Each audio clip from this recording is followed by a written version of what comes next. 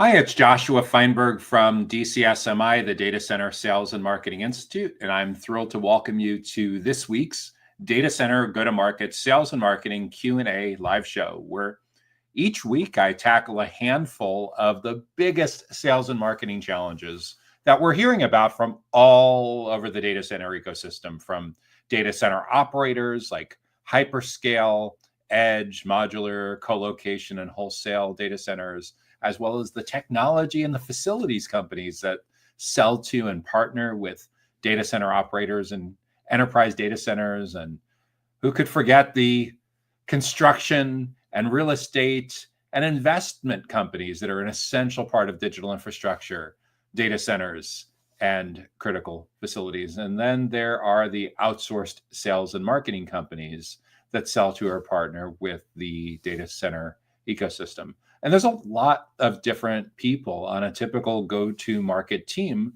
to make all of this happen. There's folks in sales, marketing, account management, product managers, channel partner managers, and in nearly all cases, someone from the executive suite, an executive sponsor that's responsible for bringing all of this together, getting everyone on the same page, being the master of alignment, like the orchestra conductor of a symphony, trying to get everyone to play their exact parts at the right time, at the right tempo, at the right volume to have a masterful impact on data centers, digital infrastructure, and critical facilities.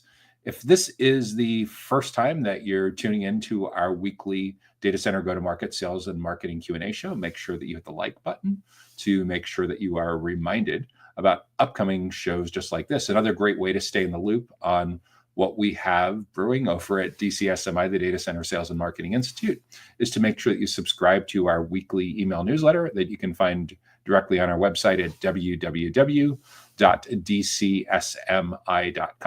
where you'll be able to subscribe to the Data Center Sales and Marketing newsletter that comes to your email inbox on Sundays.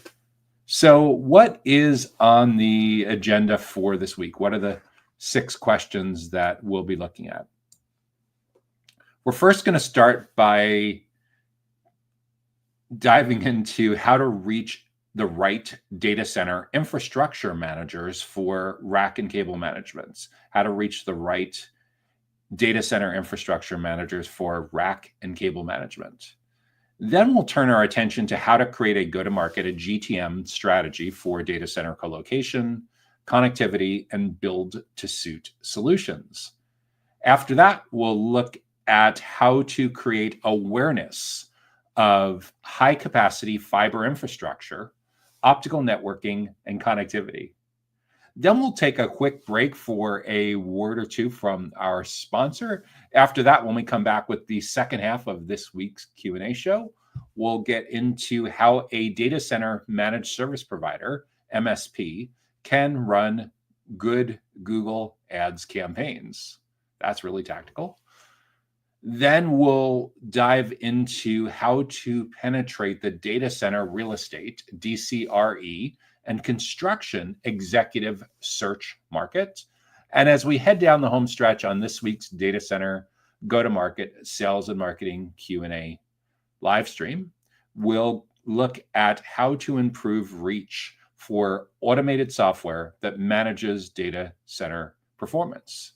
If you have an idea for a question or a topic or a challenge that you and your team are currently struggling with that you'd like us to add to the queue to address on an upcoming show, make sure to drop that into the comments on whatever platform you like to watch this on.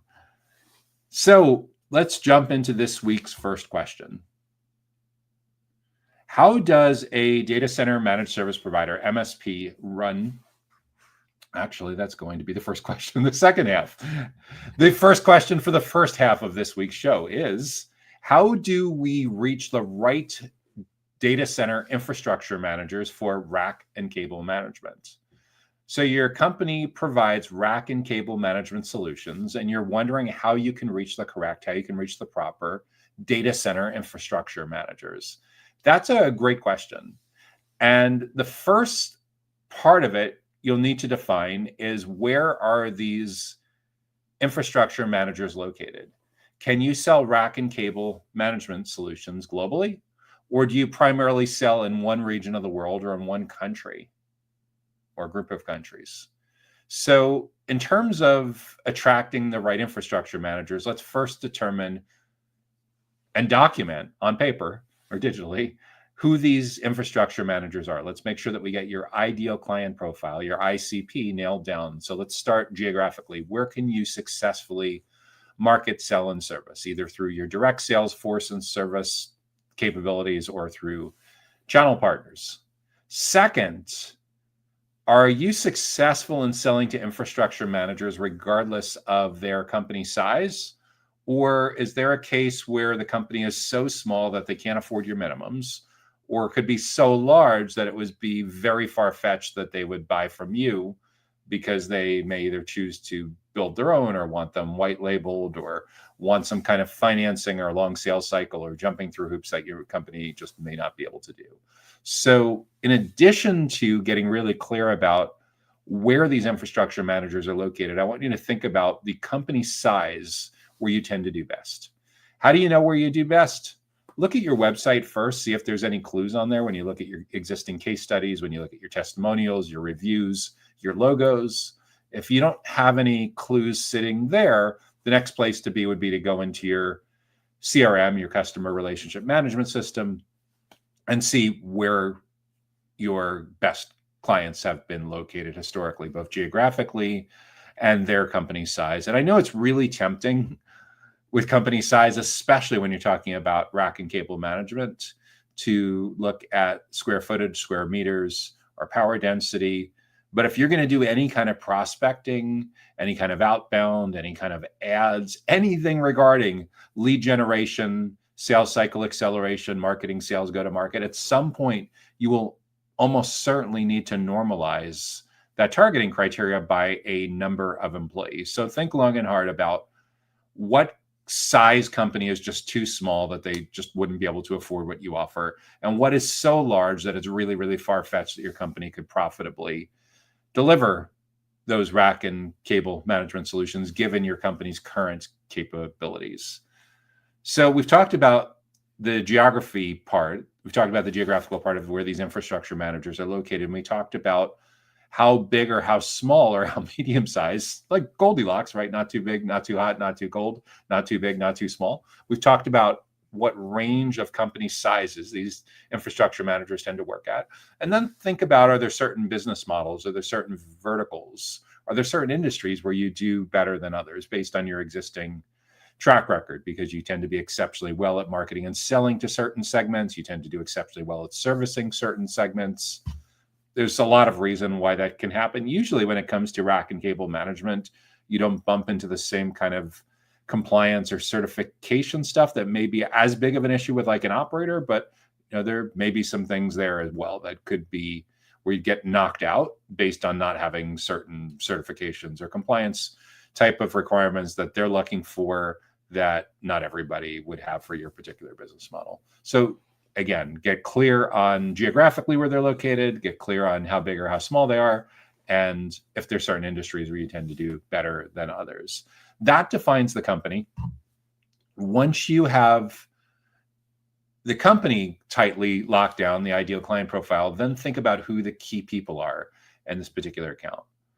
It's pretty clear that you want to sell to infrastructure managers, so that for sure we're going to call your primary buyer persona. But it's not enough to just declare that it's infrastructure managers. We really need to go.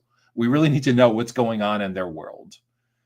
When we talk to 5, 10, 15, 20 data center infrastructure managers, either face-to-face or on video conferences or by phone, or if we can't get access to 15, 20 people that are infrastructure managers that fit your ideal client profile, the next thing may be to look up 10, 15, 20 people that have that particular job title in your region at those company sizes and get a stack of LinkedIn profiles to look at and take the same names and job titles and company names of those people and see what shows up on a simple Google search.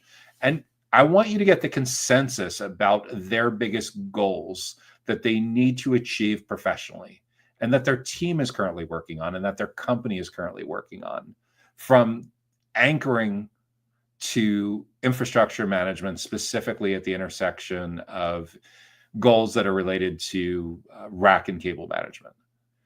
That's what they're trying. That's what they're getting bonused on. That's what they're getting evaluated on. They may have objectives and key results, OKRs, that are tied to that. For sure would show up in job descriptions. Then I want you to think of the flip side. That's what they're trying to achieve. Now, what are they struggling with? What's driving them nuts? What are their biggest challenges? And I want you to also find the consensus from those same 10, 15, 20 people about what they're struggling with the most. And the reason that you need to look at anywhere from 5 to 20 people and not just pull this out of thin air by talking with Bob or Sally, who've been at your company a long time and think they have all the answers. The problem is Bob and Sally may not be able to describe the subtle nuances that your buyer personas can in their own words. And getting these goals articulated in their own words, getting these challenges articulated in their own words is incredibly important for being able to cut through the noise in very crowded spaces and stand out and differentiate and get someone like this infrastructure manager that you're trying to target to actually pay attention to you in the first place. Once you have done this research and you've figured out the consensus for the biggest goals and challenges of the infrastructure manager, then you can use that information to come up with your content strategy and your educational event strategy. Before you get into publishing content to support the infrastructure manager throughout their full buyer's journey, we need to know what's going on in their world. That's why it's so incredibly important to do this research. And not only do we need to have this information when we create these educational resources, it's also the same information that we need to make sure that we nail it with relevancy when we create educational events. It's more important than ever to invest aggressively in creating these resources and events because we now live in a world where the self-driven, self-guided buyer's journey has become the predominant buyer's journey. What does that mean? The latest research from Gartner found that 83% of a typical buyer's journey is now over before sales contact, before vendor contact. That means that the data center infrastructure managers that you're trying to target and bring into your world, they don't want to talk with anyone from your company, especially in a sales context, until they've done 83% of making up their mind. That is a huge difference from as recently as 10 years ago when that number used to hover around half. During most of the 2010s, 56% was the number that most people referenced from Corporate Executive Board, the CEB, that's now part of Gartner. They originally did research with SiriusDecisions and Salesforce on this, and they found at the time 56% of a typical buyer's journey was over before sales contact. That difference between 56% 10 years ago and 83% today is a lot of you being left out in the cold. And the only way that you're going to earn your way back in to have a meaningful role in the education and trust building where you can have a massive difference in shaping the criteria that these infrastructure managers use to evaluate all of the different options in front of them for rack and cable management is getting in there early and getting in there often, not as a vendor who's trying to pitch them something, but as a consultant, as a teacher, as a trusted advisor, as a subject matter expert, and perhaps even as a thought leader. So the question is, who on your team internally can successfully today pull off showing up in front of data center infrastructure managers as a teacher, as a consultant, as a subject matter expert on rack and cable management solutions? If you don't have anyone internally, that's a whole separate problem, and you may look to external subject matter experts, consultants that you would hire under the umbrella of your company, or channel partners, or someone else that you work with. But if you want to have a role in shaping how these infrastructure managers navigate their buyer's journey and shaping the criteria that they're ultimately going to use to judge everyone else in this category, your company needs to have a role in as many of those 28 touch points between complete stranger and purchase decision as possible. Most companies that sell rack and cable management are likely spending some serious bucks, some serious resources and budget going to big national and global conferences. And those are all well and good, but just understand that that conference is only one touch point. It doesn't matter how amazing the Cabana party was that you sponsored at that conference, or how epic the golf tournament was. It's just one or two touch points. In other words, that person, no matter how enamored they were with having a blast hanging out with your team, they're still going to go through 24, 25, 26 more touch points before they buy. So the question is, are you going to show up, or is someone that you compete with going to show up? Ultimately, the choice is yours, but make no mistake, they're learning from someone. And the one that they're learning from and that they're spending the most time with is going to have a profound impact on educating and building trust. Do you want that company to be you? Do you want it to be members of your team, or do you want them to look elsewhere? Ultimately, the choice is yours. So we need to get hyper specific about the companies where these infrastructure managers work, where they're located, the company size, potential industries. We need to get hyper specific about what's going on in their world, their professional goals, their professional struggles. And we need to figure out a way to show up early and often as possible, to crowd out, to motivate the infrastructure manager to want to spend time with members of our sales team, and essentially by extension, crowding out the need for them to spend time with anyone else. And it is a complete game changer when these infrastructure managers want to spend time with members of your team, as opposed to you having to chase and beg and nag them to take your meetings. So this is a mindset issue, and it's a cultural issue for a lot of companies. And especially in this category, there is an astonishing amount of companies that think that their buyers still live in 10 years ago, that their buyers have never discovered LinkedIn or YouTube or webinars or review websites or ChatGPT or Google or Perplexity or Gemini. They live in this bubble where they think that, I don't know if you've ever heard the idea that like there's 10,000 baby boomers a day retiring, and we know over time that millennials and Gen Z are moving into more decision-making roles. And is it really realistic that when a 75-year-old CEO retires, that they're going to be replaced by another 75-year CEO that's digitally resistant with any of this? By the way, I'm Gen X, and all of the people that I know that are baby boomers that are still working on a part-time or full-time basis in data centers, every single one of them attends webinars and watches podcasts and is active on LinkedIn.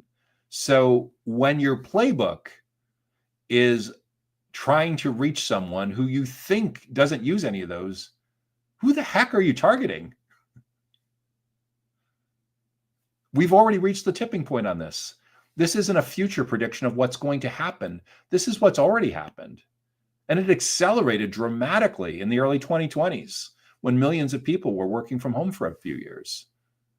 So at the end of the day, if your company is really serious about reaching the right data center infrastructure managers for rack and cable management, get really close to understanding who they are and what they care about, and make sure that you're showing up in the way that they want you to show up. Not how you want to show up, but how they actually want you to show up.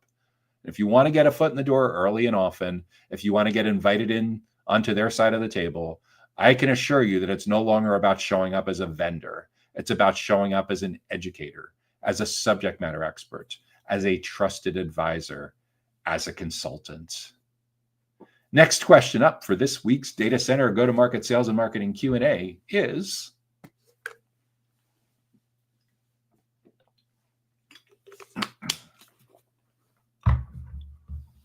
how do we create a go-to-market, a GTM, for data center co-location, connectivity, and build-to-suit solutions? So your company's in the business of co-location, connectivity, and build-to-suit, and you're wondering what you can do to create a go-to-market. Well, you're for sure in the right place. So the first question that you need to ask yourself is it the exact same kind of client that is buying all three from you? In other words, are you selling colo, are you selling connectivity and build to suit to a largely homogeneous client, the exact same ideal client profile? They're in the same location, they have roughly the same number of employees, they're in the same kind of industries, or are these potentially two or three different kinds of clients? If it's potentially two or three different kinds of clients who would buy co-location, connectivity, and build to suit, you potentially need 2 or 3 different go-to-market strategies. If you try to come up with one size fits most, it's not going to resonate with anyone. So knowing these business models, it's entirely possible that you have potentially 3 different segments here. That the client who buys co-location may get connectivity elsewhere. You may also be bundling connectivity with co-location. The build to suit isn't build to suit kind of the opposite of co-location, right? To a certain degree, you're like talking about retail versus wholesale. Could they buy connectivity from you, or would they insist on bringing their own connectivity and get into a heated discussion about meet me rooms and carrier neutrality and peering and competition and everything like that?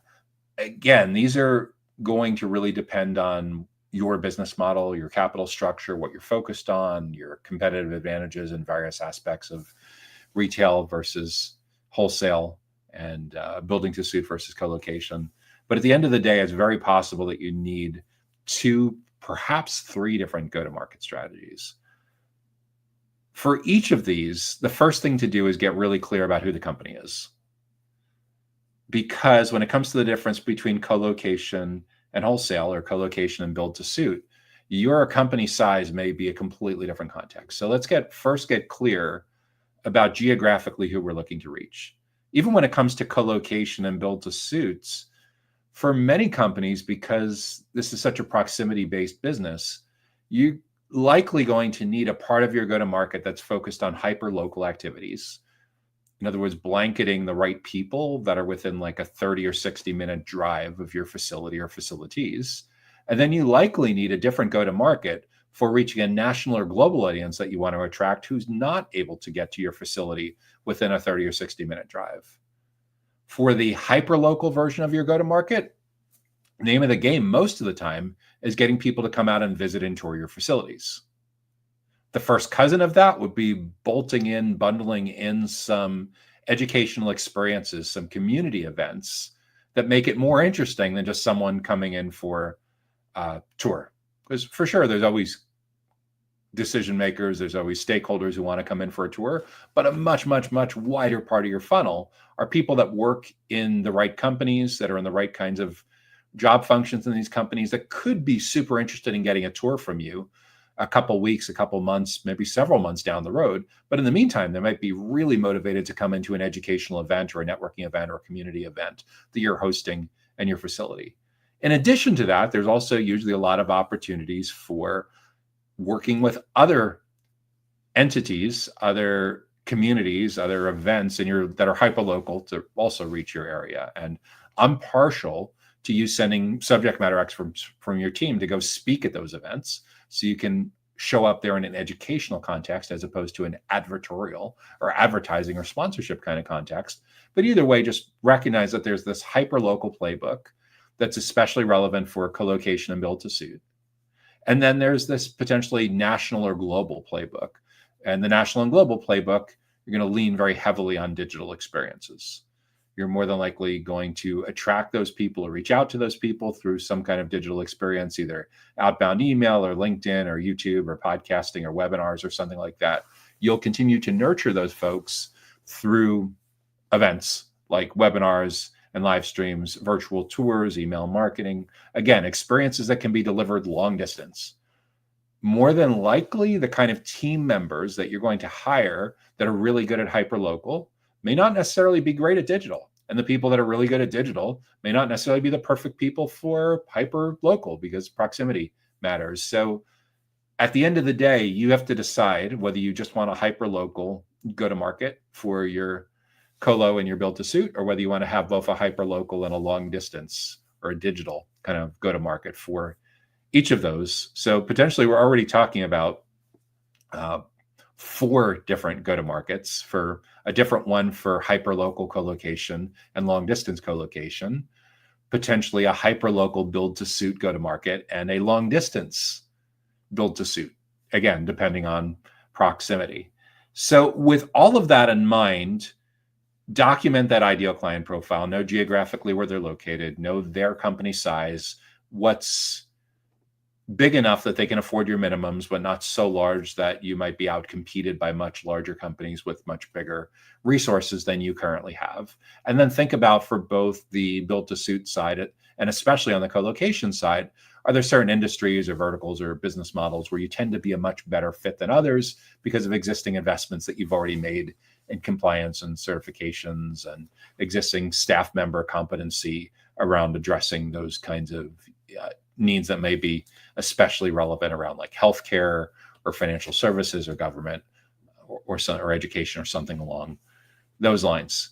So we've gotten our ideal client profile under control. Next, who are the personas, the individual people within these accounts that you want to build these relationships with? But before we even get so deep, first let's identify who those people are and prioritize for both a co-location account and a build to suit account. Who's the number one person we want to get a foot in the door with? Who's the second most important kind of person we want to get a foot in the door with? So we'll not only document who these buyer personas are, we'll rank them, we'll prioritize them. So we'll have a primary buyer persona and a secondary buyer persona for each of these. Once we have that in mind, and once we have your ideal client profile figured out, you should be able to build a target account list of specifically named companies. In the case of build to suit, it may be a much smaller list. Maybe it's a few dozen companies. In the case of co-location, it could be a much larger list. Maybe it's a couple hundred or a few thousand companies. That would be a perfect fit for your co-location and build to suit, and potentially for your connectivity solutions as well. So we have your ideal client profile written down. We have your account list you're targeting for account-based selling, account-based marketing. That's built out as well. And we've identified, designated, and prioritized who these buyer personas are. Next, we need to get deeper into the minds of what's going on in the world of each of who these buyer personas are. And in some cases, it may be a IT executive. In some cases, it may be a finance executive. In some cases, it may be a development executive, someone more on the real estate side or the capital markets side. Again, it really depends on how big or how small your company is and how big or how small your target audience is, where you win the best. But make no mistake, for these 2 or 3 separate needs, you're almost certainly going to need a separate go-to-market. There's probably a set of buyer personas that's a little bit different for each. And the better job you do at figuring out the consensus on each of those buyer personas' goals that they're working on professionally, both individually, as a team, and as a company, things that show up like in a job description, may even show up like in their objectives and key results or OKRs. The better job you can do with capturing that information in their own words, the more likely it is that your website content and your emails and your social and your educational resources and your educational events, both in person and virtual, the more likely it is that those really provide a lot of value and those really resonate.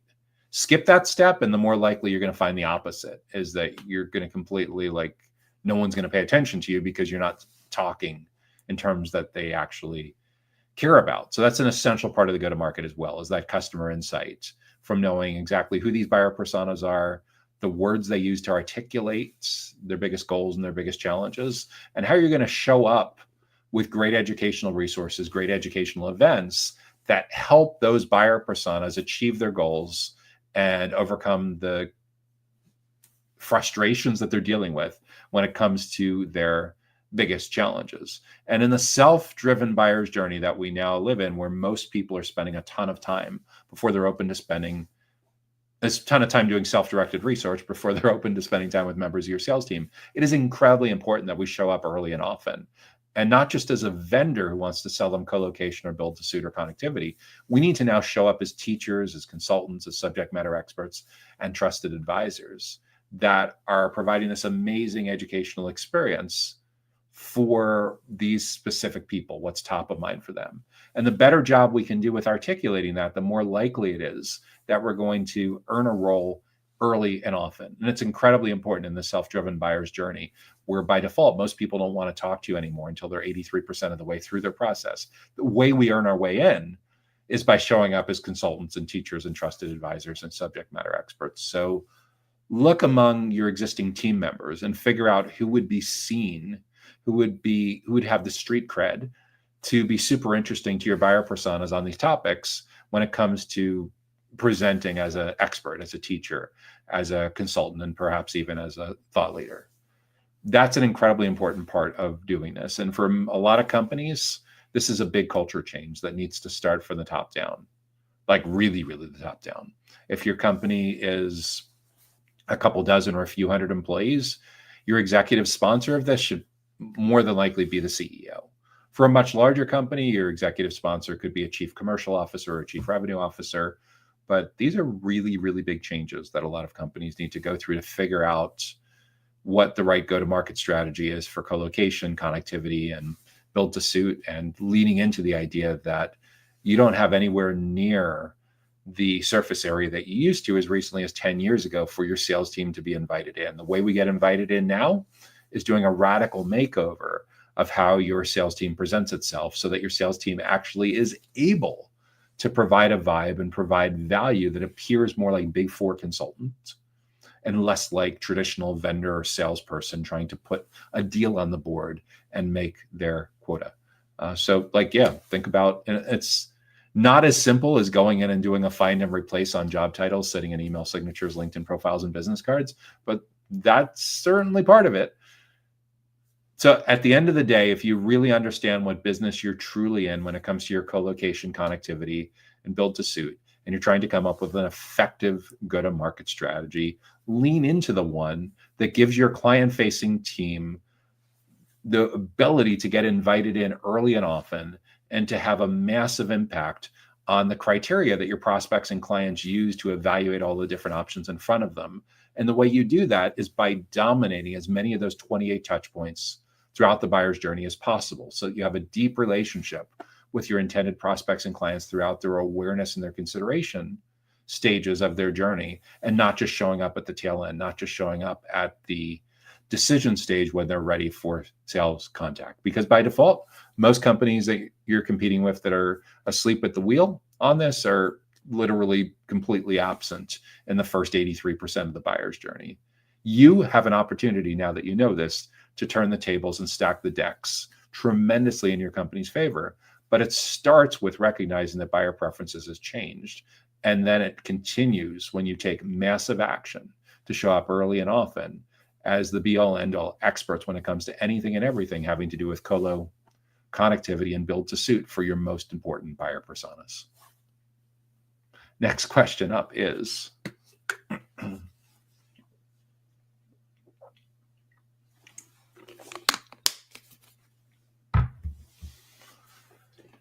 how do we create awareness of high capacity fiber infrastructure and optical networking and connectivity?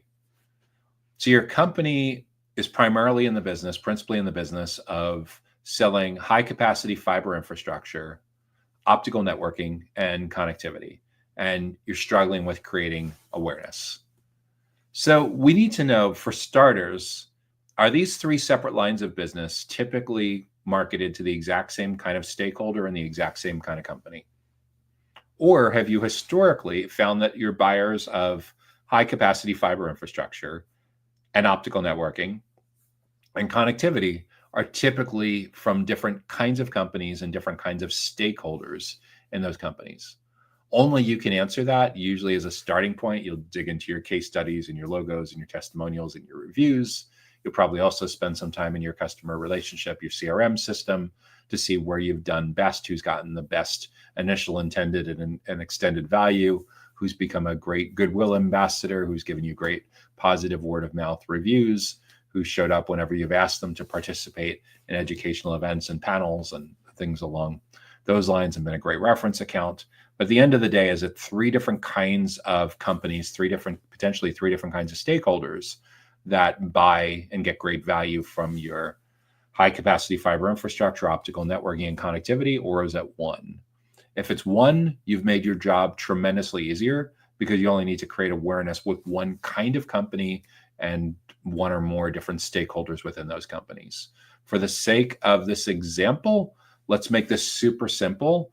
And you found that through having amazing insights and really understanding what's going on in your clients and having this great product line, that you've been able to sell all three of these, the infrastructure, the networking, the optical networking, and connectivity, to the same kind of client. So with that client, let's get really specific about who we need to create awareness in front of. Who are the companies that define who we're looking to go after? Let's get really specific about where they're located. Can you truly sell globally? Or are you only selling in one region of the world or one country or a cluster of countries? Can you really sell your infrastructure, optical networking, and connectivity to companies regardless of size? Or is there a certain minimum that a client needs to be to afford your minimums? And is there a certain maximum where an enterprise gets so huge that it may be overwhelming and not a great fit for your company's current capabilities to market, sell, and service to? So we're now to the point where hopefully you have a geographic identifier on where you want to create awareness, and we have a company size parameter spec on what's the minimum size they need to be and the maximum size they should be to be a good fit for you. And then they may likely be some industry or verticals or business model type of criteria that comes up as well on where you've done especially well or where you've had a really hard time making inroads because of that particular industry and because of their unique needs. So once we have the company in mind, you should be able to build a target account list of the companies who could be a great fit based on where they're located, their size, and their business model. And depending on your geographic coverage, depending on how expansive your product line is, it could be a couple dozen, it could be a few hundred, it could be a few thousand companies. And then we need to know within those companies who would care the most about your fiber infrastructure, your optical networking, and your connectivity. Is it a telecommunications manager? Is it an infrastructure manager? Is it a small enough company that this gets all the way up to the level of an IT executive? Again, only you can answer that kind of question. It depends on how big or small these companies are, the nature of what you do, but you do need to understand who your most important stakeholder is that you want to build awareness with. If you're a brand new company, a lot of your early experiments around getting to product market fit will revolve around trying to figure out who this perfect person is. If you've been in business for a while, you likely know the person that is almost always going to be involved in a successful account.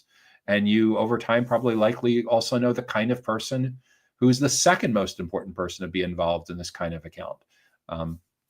Maybe the infrastructure manager is a primary person and a telecommunications professional is a secondary person. Maybe telecommunications is the primary and a network engineering person is the secondary. Again, this is going to vary tremendously depending on the nature of your business model. For some companies in this category, it's like telecommunications related. You may find a channel partner is a really important part of these overall accounts, like a integrator or a consulting firm or a managed service provider or something like that. But either way, once you know who you're prioritizing as the most important, we need to get into their world. We need to understand what their biggest goals are, what their biggest challenges are, in their own words, not what we think the words are, but what their words actually are, because that's how we're going to make sure that our website copywriting and our product marketing and our sales enablement, outbound and our educational resources and our events, that's how we're going to make sure that it resonates with them. Because we're not going to guess. We're going to do the homework, we're going to do the research, and we're going to figure out exactly what those words are that describe how they articulate their biggest professional goals at the intersection of high capacity fiber infrastructure, optical networking, and connectivity. We're also, on the flip side, in addition to understanding their goals, we need to understand what their biggest frustrations are in their own words, what's driving them nuts, what's stressing them out, what's ruining their vacations and their work-life balance. Once we know the consensus on their biggest goals and challenges for each of those buyer personas, then we're in a great position to create a content calendar and an educational events calendar of how we're going to show up in their world, how we're going to earn their way in early and often to be seen as the be-all, end-all experts when it comes to anything and everything having to do with high-capacity fiber infrastructure, optical networking, and connectivity. And this isn't just a differentiator. This is what's going to keep us relevant in the coming weeks, in the coming months, and in the coming years, because we're not forecasting what's going to happen. This is what is already happened. We now live in a world where it used to be that your sales team could count on spending about half of the journey with your prospects and clients. Those days are gone.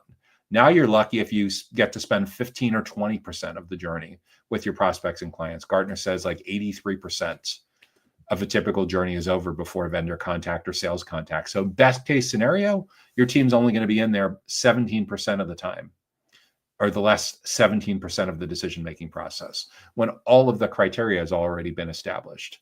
If you want to be in a position to shape that criteria that your most important prospects and clients use to evaluate everyone else that's in front of them for high capacity fiber infrastructure, optical networking, and connectivity, It is incredibly important that we get out of the vendor box and we instead show up as experts, as consultants, as trusted advisors, as teachers, and perhaps even thought leaders.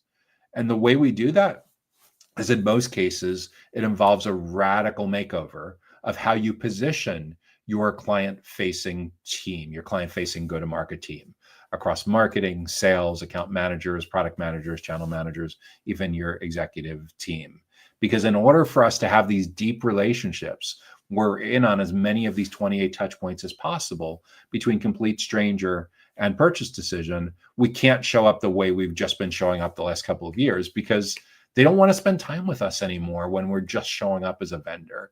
We need to show up as true experts. So we are top of mind at the top of the short list, and we stay on the short list throughout the full buyer's journey. And when we do an exceptionally good job with these educational resources and these educational events, we will, by default, we will end up knocking competitors off of the short list, out of contention, because they're falling in love with our resources and our educational events. And by extension, they're falling in love with our brand and our company. And we're creating incredibly loyal prospects and clients. So by the time they're ready to purchase, in many cases, the shortlist has collapsed down to literally your company and your company only, which is fantastic because that gets rid of having to compete on price and the things that destroy your profit margins and your morale and could threaten the very survival of your company. So at the end of the day, if you're serious about creating awareness of your company's high capacity fiber infrastructure, optical networking, and connectivity, we need to know the companies and the individuals within the companies that are most relevant. And we need to show up in a way that exudes enormous amount of value so that those most important stakeholders, those most important buyer personas, see you and your team as the be-all, end-all experts on anything and everything having to do with a company in their location, at their company size, in that kind of industry, at the intersection of optical, networking, high-capacity fiber infrastructure, and connectivity. With that, we'll take a quick break for a message from our sponsor, and then we're going to come back with 3 more great questions on data center, go-to-market, sales, and marketing Q&A. Data Center Go-to-Market Sales and Marketing Q&A is sponsored by DCSMI, elevating the role of sales, marketing, and go-to-market GTM professionals in the growth of the data center industry. To stay informed about upcoming episodes, subscribe to the Data Center Sales and Marketing newsletter on the DCSMI website at www.dcsmi.com. Again, that's www.dcsmi.com. Now, back to Data Center Go-to-Market Sales and Marketing Q&A. Hey there, it's Joshua Feinberg from DCSMI, the Data Center Sales and Marketing Institute. We're all about elevating the role of sales, marketing, and go-to-market professionals in the growth of the data center industry. And you're watching our weekly live Q&A show, the Data Center Go-to-Market Sales and Marketing Q&A, where each week I tackle a handful of the biggest sales and marketing challenges from all over the data center ecosystem. If you're getting great value from this week's show, make sure that you hit the like button. And if you have an idea for a question that we should address in an upcoming show, make sure to drop that into the comments on whatever platform you enjoy watching on. So the next question up for this week's show is, how does a data center managed service provider, MSP, run good Google Ads campaigns? How does a data center managed service provider, data center MSP, run good Google Ads campaigns? And that's a fantastic question, both to be asking and one that I love answering for a couple of reasons. One is, in case we have never met, you may not realize that I actually came into working with data centers, the digital infrastructure industry, in the early 2010s because of managed service providers. Throughout most of the early stages of my career, in addition to owning a value-added reseller business, a computer reseller business, and doing SMB IT consulting for the better part of 10 or 15 years, first starting with working with Microsoft's small business server product team in Redmond, Washington, and the Microsoft Direct Access Channel Partner Program in Redmond, Washington. I had gotten to work with a couple thousand SMB, VARs, and value-added resellers and managed service providers and IT consultancies all over the planet, most heavily concentrated in the US, UK, Canada, Australia, New Zealand, and South Africa. But I really got a deep appreciation of the business model for fractional CTOs, for fractional chief technology officers that work with small businesses. And what's super interesting to me is that in the late 2000s, early 2010s, I started to see a lot of the owners of these companies struggling to reinvent themselves as the world moved from client server to cloud and SaaS, premise-based to cloud and SaaS. But the ones that were figuring this out, one is there were some generational issues where in a lot of cases, the founder was 25, 30 years into the business, nearing retirement. They had started their business in the early heyday of client server back Novell NetWare and really, really early generation Windows. And we're now nearing the place where they were looking at a succession plan. But the ones that were figuring out what their next act was going to be successfully in the early 2010s were going in one of three directions. Some of them were moving up market into mid-market ERP, enterprise resource planning, or similar kinds of specialization. Some of them decided to become custom software developers building web apps and mobile apps. And a third category that resonated most with me is they got into co-location. How did they get into co-location? They would take one of their servers and they would put it in a colo facility and they would rent out slices of that server to their existing outsourced IT clients as an add-on to their existing fractional CTO, fractional CIO kind of services that they were already providing as a managed service provider. In a few cases, they had really forward-thinking clients who would come back from an industry conference, like they were at a hospitality conference or a manufacturing conference, and they would come back and they would say to their fractional CTO, "We don't know what this means, but we attended a session at a conference and we need to co-locate a server. We have no idea what that means. You do. You're outsourced our fractional CTO. You go figure it out. Tell us what it's going to cost and we'll sign up." So this was my early brush in the early 2010s into understanding what co-location was all about. And the reason it resonated is for the better part of 12, 15 years before that, I had been involved in supporting companies that were developing websites and intranets and extranets, as they were called at the time. So I really understood like what web hosting was all about. And I was starting to understand a little bit what cloud hosting was all about. So yeah, this was the early stages of infrastructure as a service. And for the first couple of years, I understood that part of the technology ecosystem in data centers, like I understood cybersecurity and networking and cabling and connectivity and software, but really didn't have a strong handle on the facility side for a while, or certainly not the construction or real estate or all the different kind of operators. Fortunately, within a couple of years, I figured all that out and now consider myself a reasonably adept tour guide and concierge of all of the different segments and silos and subsegments within the data center industry. So that's why this really resonated with me, because so many people are struggling with this business model issue. A lot of data center operators want to provide what they sometimes call amenities, where they provide these add-on services, managed services. The challenge is, though, is many times they also have channel partners who are managed service providers. So how do you figure out, like borrowing from the telecommunications world, what is the demarcation point between what is the co-location operator going to sell to clients in terms of managed services and what managed services do a managed service provider sell? And it's a big challenge for a lot of companies to figure that out and be able to articulate that. The smaller the company it is, the more critical it is that you're crystal clear on that, because you're not going to win just because. Whereas a much larger, like a Fortune 1000, a publicly traded REIT, real estate investment trust, the data center operator, can have a little bit more of an independent attitude of saying, look, this is who we are. We have the premier locations and all the premier markets. Partner with us or don't partner with us. We don't care, but we're going to do this and you can decide whether you want to partner with us. So at any rate, so we have these data center managed service providers, MSPs, and they want to run Google Ads. The key for Google Ads is recognizing what Google Ads can and cannot do for your company.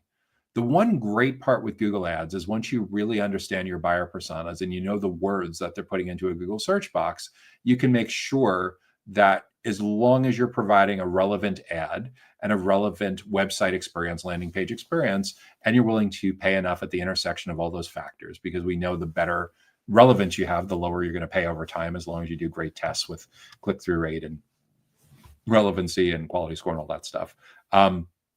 You'll ensure that you show up on those words in a particular geographic market.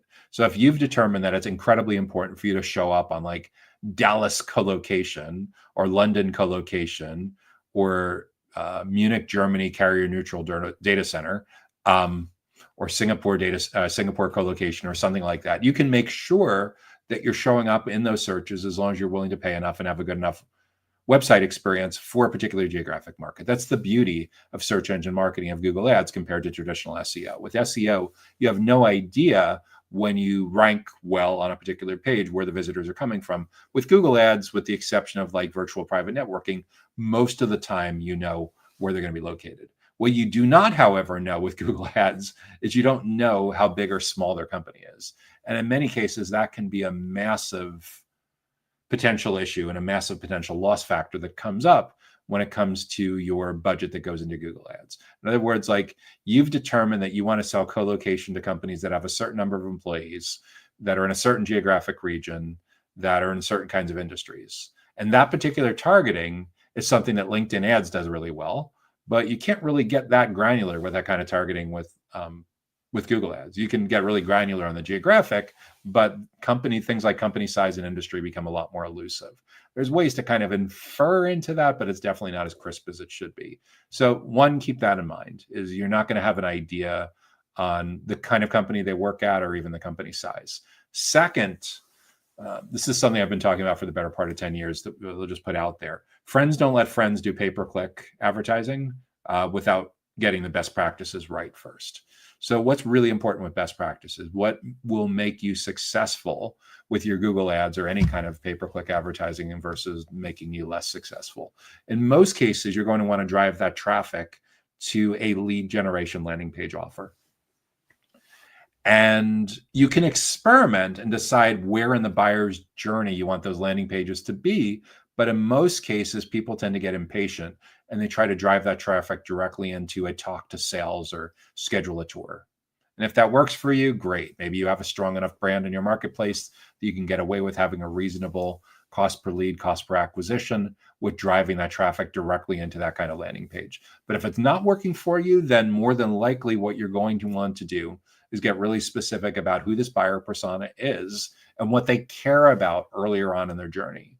And instead of going in for the kill, instead of trying to get them to go right to a sales interaction, get them to go to an educational resource, an ebook, a downloadable report, a webinar, an educational experience that helps them learn more about picking the right kind of data center managed service provider. And again, the messaging that you use, the title, the bullet points, the copywriting, the headline, this should all come directly out of the buyer persona research that you do on who you're specifically targeting. But being able to capture that lead early on and being able to nurture that lead over time, build a relationship with them over time while you continue to educate and build trust, in most cases using like really good segmented personalized email marketing and really good educational events experiences, both virtual and in person, is incredibly important to be able to win. And again, if you have the brand equity of a massive data center operator, like you're running Google Ads for QTS or Flexential or Digital Realty or NTT Global Data Centers or Equinix or some other huge company like this, you may have the luxury of being able to drive this traffic directly into a bottom of the funnel, late stage landing page. For companies that don't have that kind of brand recognition in the marketplace, educate and build trust. Get in there early, get in there often, and have a way to stay with them throughout the full buyer's journey. So get really specific about who this ideal client profile is that you want to attract to your data center managed services ads, where they're located, what their company size is, what industry they're located in, and who the most important stakeholder is that you want to build a relationship with. From there, buyer personas will dictate the messaging and the value proposition. If you want to make sure that you're getting good return on investment from this, be open to the reality that this isn't a one and done thing, that you're not just driving leads into a sales interaction. Because again, like I mentioned before, that can work if you have a huge brand already around you. But for most companies that are selling data center managed services, it's a long game. And the better job you can do at educating and building trust with those prospects throughout the full journey, the more successful you're going to be at ultimately getting good ROI from those ads. Next. Next question up is,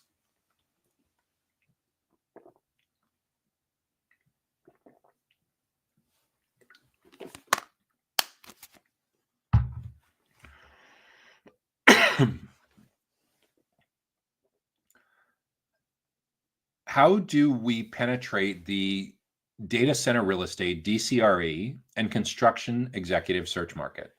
How do we, our company's in the executive search business, and we want to get into data center real estate and data center construction. How do we do this? That is a fantastic question. And the reason it's an especially important question is executive search recruiter is a often very misunderstood business model by a lot of go-to-market professionals. We actually consider recruiting executive search in the digital infrastructure and the data center ecosystem as part of outsourced sales and marketing. And I'll tell you why. The way we segment the data center industry at DCSMI is we have operators, we have technology companies, we have facilities companies, we have construction/real estate/investment companies, and then we have outsourced sales and marketing companies. Among the outsourced sales and marketing companies are probably the more obvious ones, like marketing agencies, PR agencies, media businesses, events businesses, sales consultancies. But we also consider recruiters part of that, because recruiters are marketing and selling job opportunities for their companies, for their clients' companies that are located throughout the rest of the data center ecosystem, either working in these different job roles, either in IT roles or operations roles or facilities roles, or sometimes go-to-market related roles, financial roles. That could either be at data center operators or tech companies or facilities companies or construction, real estate, or investment companies in and around data centers and digital infrastructure. So that said, recruiter firms, executive search firms, really need to understand how much the buyer's journey has changed in recent years, because their colleagues in other parts of the outsourced sales and marketing segment within digital infrastructure have figured this out for sure. We now live in a world where it's getting increasingly difficult for a recruiter, for an executive search consultant, for an executive search expert to get anyone to take their call unless they're really, really ready for that contact. Gartner found throughout all of B2B tech, like 83% of a typical journey is over before someone is ready to have a sales related conversation. And it doesn't matter which side of recruiting you're on, whether you're trying to get to clients or whether you're trying to get to candidates. By default, most people in both of those segments aren't going to have a conversation with you in the early and middle parts of their process until there's extreme urgency and extreme pain. The problem is, if you wait to get to know someone until there's extreme pain, in most cases, it may be too late. Why? Because a lot of the brand preferences, a lot of the infinities, a lot of the education and trust now happens in the early and middle stages of the journey, but they're not willing to talk to you during the early and middle stages of the journey unless, and this is the big unless. So 10 years ago, it was very common for people to spend time with a sales professional when they're about halfway through the journey. Today, that number hovers at like 80-85%. In other words, 80-85% of researching, comparing options, and evaluating pricing, which in many cases may be evaluating fee structures and salaries, is now happening without you in the room. And the only way that you as an executive recruiter, as executive search expert, can earn your way back in the room is to, instead of being seen by your traditional job title, to instead be seen as a subject matter expert, as a trusted advisor, as a teacher, as a consultant, perhaps even as a thought leader when it comes to anything and everything having to do with data center real estate and data center construction.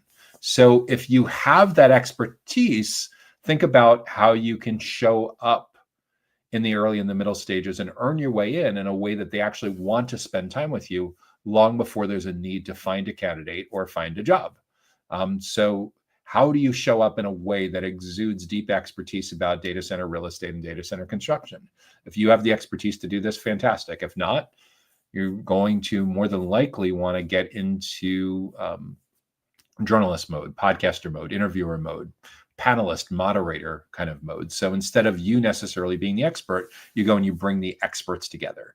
Think about if you were moderating a panel at a conference or moderating a panel at a webinar, and you were able to find individuals at companies that you've worked with in the past who actually are from data center real estate and are from data center construction. So instead of you having to be the ultimate be-all end-all expert, you curate these experts and you interview them. that provides a lot of value. And that's one way among many that you can earn your way in early and often. But make no mistake, your potential clients and your candidates are learning about data center real estate and learning about data center construction from others in the industry. The question is, do you want them to learn from you so that you're able to educate and build trust with them and stay with them throughout the dozens of touch points between complete stranger and purchase decision? Or do you want them to only meet you at the end? In many cases, if they're only meeting you at the end, it's not a great experience for them or for you because it's too late to build trust. The way you build trust is earning your way in early and often. So you're in on as many of those 28 touch points as possible between complete stranger and purchase decision. And essentially, an executive recruiter still needs an ideal client profile, and they still need buyer personas. For sure, the goals and the challenges of a hiring manager are very different than the goals and the challenges of a candidate. And depending on how varied the kinds of hiring managers that you work with, and depending on how varied those candidates are, you may need sub-personas within each of those to get hyper-relevant about making sure that your messaging, your content, your resources, your events are speaking in language that actually really resonates with each of them. And it's extremely unlikely that you're going to be able to build lead generation content and events that are valuable for both kinds of stakeholders that you deal with as an executive search firm. For sure, at the intersection of real estate and construction, your hiring managers will care about different issues than your candidates, and your candidates will care about different issues than the hiring managers. It's up to you through your doing your research to figure out what is most relevant to your business model and how you want to show up. But the better job you can do at showing up as an expert and not just a headhunter, the easier it is it's going to be to build a successful business and penetrate both of those spaces, data center real estate, DCRE, and data center construction as an executive search firm.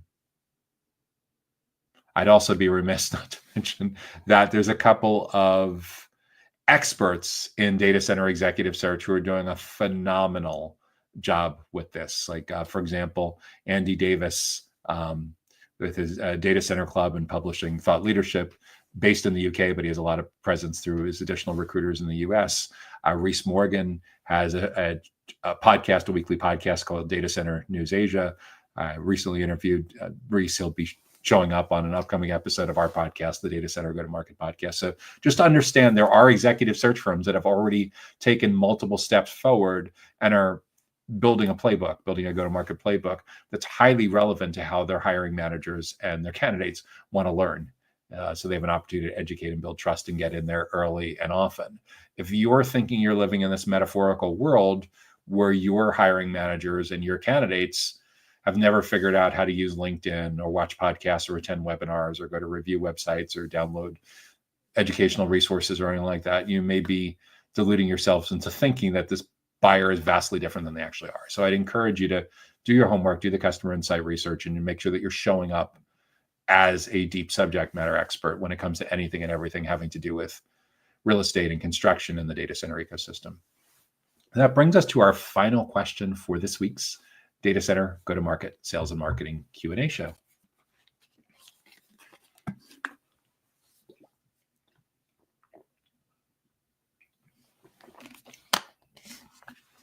By the way, if you're getting good value from this week's show, make sure that you hit the like button. And if you have an idea for an upcoming question or topic or challenge we should address in an upcoming show, by all means, feel free to leave that in the comments. So the final question for this week is, how do we improve reach for automated software that manages data center performance? How do we improve our reach for automated software that manages data center performance? So your company is principally in the business of managing and optimizing data center performance, and you're a software company. I don't know whether you're providing premise-based software or cloud or SaaS or something like that, but automated software that manages data center performance. How do you improve reach? The first thing is we need to be really clear about who the perfect company is that adopts your software, that signs on, that subscribes to your software for managing their data center performance. What do we know about them at the company level? Where do they tend to be located? That's a huge issue because when it comes to software and deploying these things for data center performance, there's often a geographic component at the intersection of verticals and compliance and certifications that dictates where you can be successful. So let's first get clear. And at the risk is stating the obvious when it comes to a software company, an independent software vendor. Language and localization is for sure a huge issue that intersects geographically. So think about where with your current company's roadmap, your current capabilities in your roadmap, geographically, where can you market, sell, and service right now for your automation software for data center performance? In addition to geography, what's the right company size that we need to create awareness and improve our reach for? What company is big enough to afford your minimum commitments, and what company is not so large that you may be outmatched, or they may likely build these capabilities internally? So what's that band of not too big, not too small? I call it Goldilocks within your ideal client profile. And this is super important because anything that you're looking to do with reach that comes to basic prospecting tools like LinkedIn will depend on a number of employees.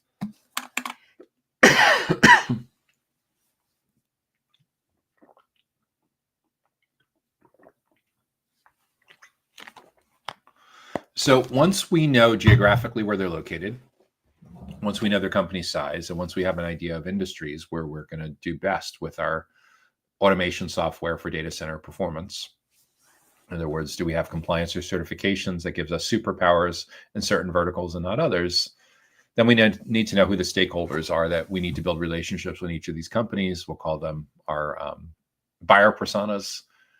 The most important economic stakeholder we'll call our primary buyer persona. The second most important we'll call our secondary buyer persona. And then we need to know, in their own words, the consensus on their biggest goals and their biggest challenges that we help each of these stakeholders achieve when it comes to software automation that helps them optimize their data center performance. Once we know that, we'll be in a great position to create highly relevant educational resources and host some amazingly helpful educational events, potentially both in person and virtually, on demand and live, whole host of experiences that will largely be shaped by what you find out by doing that customer insight research.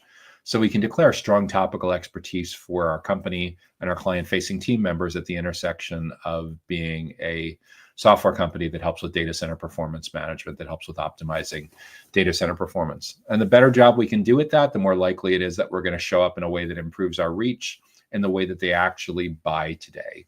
And that's a big deal, because as recently as 10 years ago, your sales team as a software vendor, your account executives, your sales development reps would typically get to spend about half of the buyer's journey with your prospects and clients. At the time, CEB, the corporate executive board, found the number was like 56%. So they were 56% of the way through the journey before they wanted to meet with you. But conversely, you still could spend 44% of the journey with them. That number now is accelerated far to the right. 10 years of digital transformation, millions of people working from home at the start of the 2020s, a lot of baby boomers retiring and more Gen Z, more millennials in decision-making roles. We're now to the point where 83% of a typical journey is over before sales contact. So like best case scenario, you're only spending 17% of the research and decision-making process with your prospects and clients now. That's a big problem. That's a big challenge, but it's also a huge opportunity if you, your company, your team members, the clients facing team members are able to show up early and often in a way that they actually want you to show up. Not as a vendor, but instead as an expert, as a consultant, as a teacher, as a trusted advisor.